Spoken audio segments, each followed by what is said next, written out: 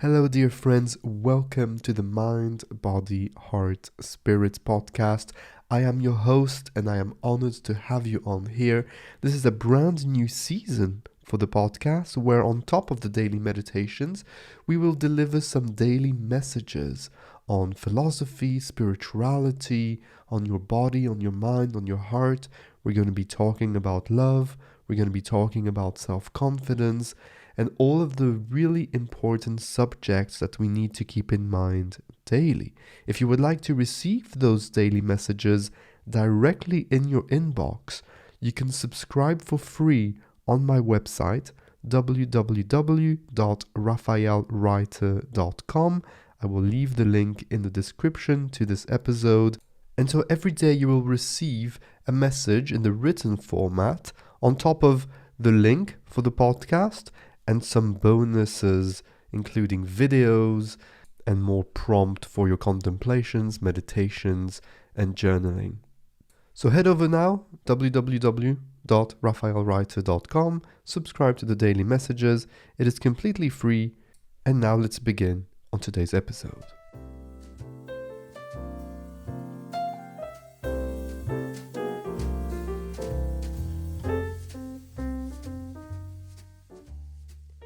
I am really looking forward to sharing this daily message with you. I'm quite excited about it.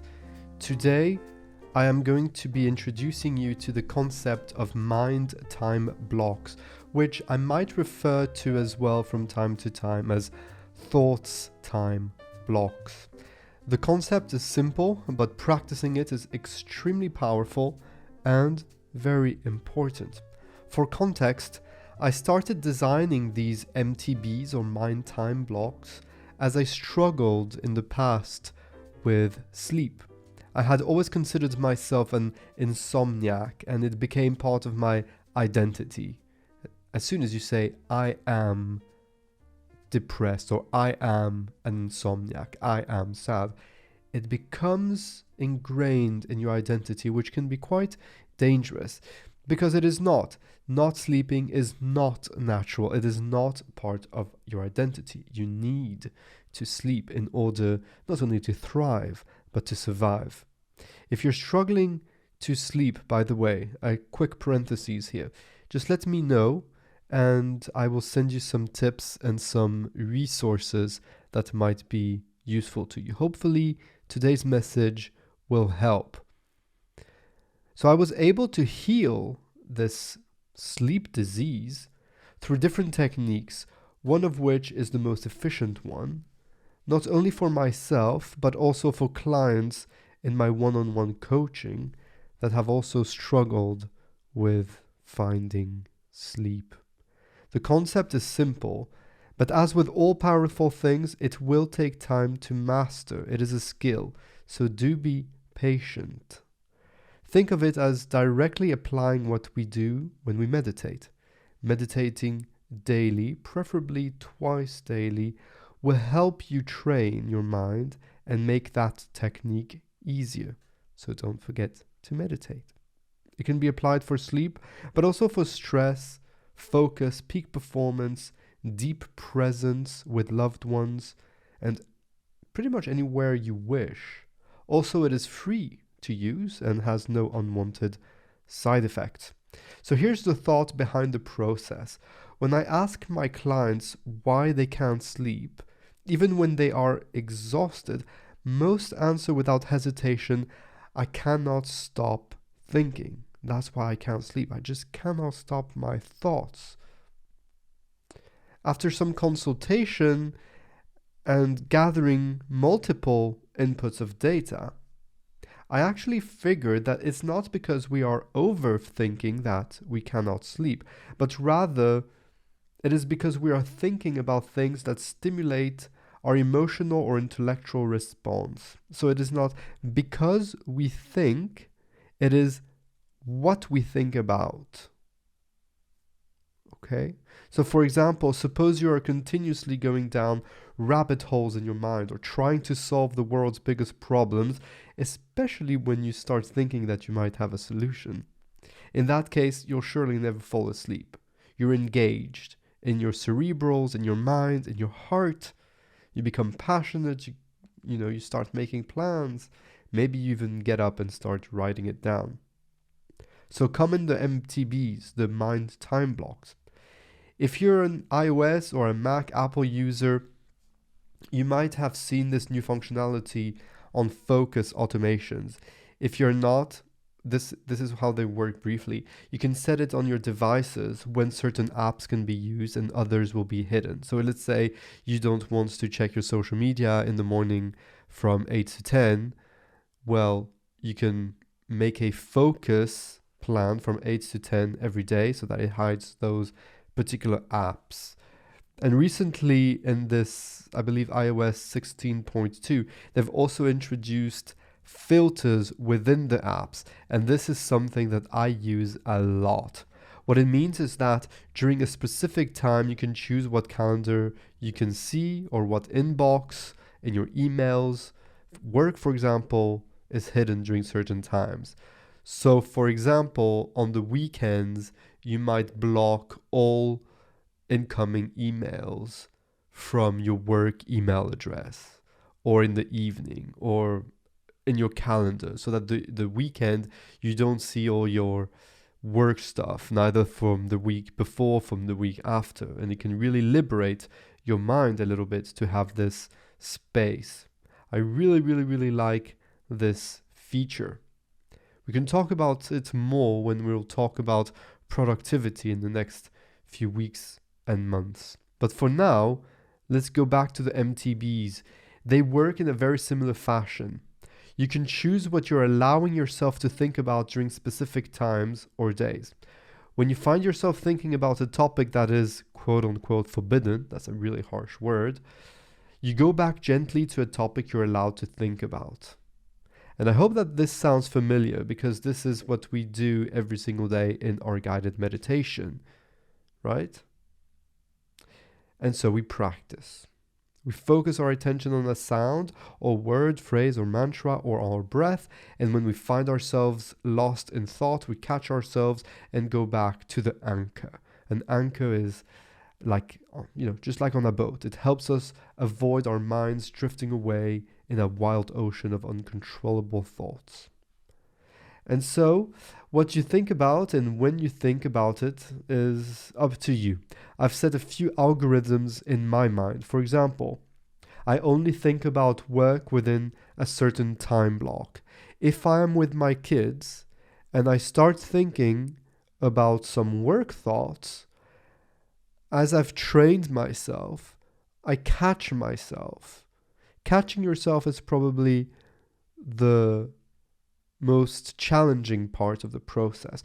You find yourself thinking about work, you're with your kids, you tell your thought, not now, you can come back later, I'm with my kids, I want to practice full presence with the people that I love. Yes, it is super duper important, a super duper important thought that you're scared to forget for some reason. Usually the thoughts that we forget are not that important, but sometimes you might have a really good idea.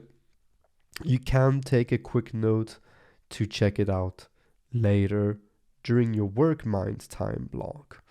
But still, you'll notice that with time and practice, consistent practice, your work ideas will come during your work time, your creative ideas will come during your creative time, or when you make space for yourself within and go for a nice walk and introspect.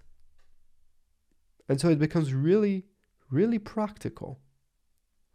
A last point here, and we'll talk about MTBs much more in the future. For the MTBs to be more accessible, you must prepare for them. We'll talk about this in more details in another message. We'll talk about MTB prompts, triggers, MTB kryptonite, and so on. But I think for now, we've talked enough about it. So I'll give you some homework. But what I mean also by, before I let you go, what I mean by preparing for them, or for example, don't read a really deep, intense book on business or spirituality before bed. For example, I like to read before bed. I like to read after bed. I like to read a lot. However, before bed, right before bed, if I do need to read, which right before bed I don't really anymore, but maybe half an hour before, I will privilege some fiction, something where I won't get too engaged. Yes, sometimes it's a bit exciting, but it's not really important for me nor for my goals, and so I'm not emotionally engaged. I might be interested to know what's next. However, I have strong boundaries now that I can put the book down at the end of the chapter. I'm not like when I was a kid reading Harry Potter. Anyway, for now, I have some homework for you to do. I would like you to write down a structure for your typical day, or take your already made schedule calendar. You take your calendar, you have all your tasks, and then during each item, within each item in your calendar, write an MTB. To what MTB does that belong to? So if from 2 to 4 you have a client meeting, this is a work MTB. What thoughts will you allow during that MTB? You need to be really focused on that work. Therefore, everything related to work, to that particular task is allowed. Everything else is not. If you're on a date with your loved one from, let's say, 6 to 8 p.m., make sure that you write your MTB. This is a love MTB. And so you're not allowing yourself to get some thoughts from work coming there. Okay? That is really, really important. This is the only way to practice full presence. Okay? Good. So, also, yes, I would like you to write your MTB for when you are in bed, especially if you have troubles sleeping. So, for me, I know that there are a set of thoughts that I must absolutely not engage with, otherwise I will not sleep the whole night. Which thoughts are those for you?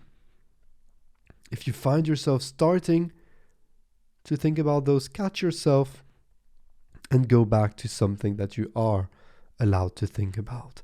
Maybe your next walk in the countryside, maybe imagining your next camping trip with a kid. It can be whatever you want. It depends what engages you emotionally in a ruminative way, or it can be emotional if it's happy and light, not something too intense. You want to really avoid these intense thoughts before going to bed.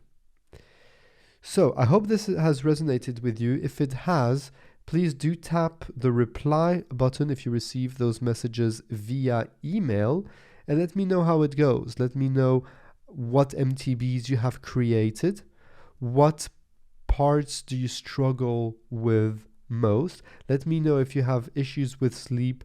I will gather a collection of resources that I've collected across the years that might help you. And last but not least, I'm really, really passionate and fascinated with this new concept. I'm writing a lot about it currently, and I'm considering creating a 2 or 3 weeks crash course on the subject. Not a course like an online course, but more of an interactive online live course with some material, of course. We'll see. I didn't fully design it yet. But before I do, I just would like to know if there's some interest in it. I would like it to be in a small group. So if you are interested in participating, let me know as soon as possible, and I will put you on the list. If there are too many of you, we will do multiple small groups so that I can pay as much attention to all of you. And if nobody's interested, then I won't do it. But I think it's really important. We're always talking about time management and energy management, but the way you manage the ingoing and outgoing of your thoughts, the way you are able to control your own mind to a certain extent, is extremely important. If you need to focus more, you need to get control over those thoughts. If you need to concentrate, you need to get if you need to, really spend some time in a deep introspect or in a deep contemplation / meditation, or if you feel that your relationship with your loved ones really needs something that is currently not receiving, that might very well be full 100% presence. I read somewhere, it might have been just like in a frame in IKEA or one of those shops, some quote, but it stuck with me somehow. It's kids spell love Time, and it really resonated with me.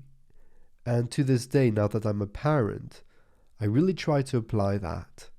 Now, I cannot spend full attention on my 2 children if I'm constantly thinking of something else, of finances, of my last client, of work, of the plumbing in the bathroom, of all of these things. When I'm with my kids, I want to be there with them, to be able to support them, to be able to listen to them, to be able to guide them and answer their questions. They're very small. I mean, the smallest one is only 6 weeks old, so he doesn't have many questions. But the 3-year-old one, he's going to be 3 next week, has all these amazing questions on absolutely everything that you can imagine. And when you start from scratch with a little brain, a new little brain, everything has more questions, and you need to pay attention to those questions, and you need to be there to answer, because they go through changes, and you just have to be present. And MTBs have really, really, really, really helped me as a parent, as a coach, as a teacher, as a husband, as a friend. During my workouts also, I'm able to focus on the movement at hand and not freaking out about the next set. So being more in the present, in a practical level, because it's easy to tell people you have to be in the present moment. There's nothing else in the present. Everything is impermanent except the present moment. All that is great. It's true. But it's still a little bit abstract.